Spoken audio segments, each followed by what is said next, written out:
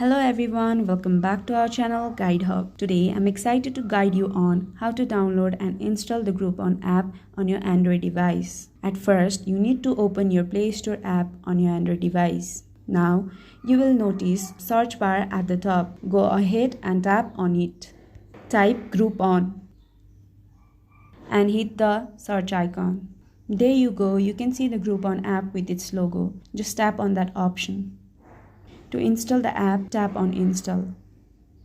While the app is installing, let me quickly explain what Groupon is. Groupon is a fantastic platform that offers incredible deals and discounts on a wide range of services and products. Whether you are looking for discounted meals at restaurants, discounted travel experiences, or discounted spa treatments, Groupon has it all. It's a great way to save money while enjoying the best your city has to offer. Alright, the installation is in process. And there we have it. The app has been installed successfully. Go ahead and tap Open to launch Groupon.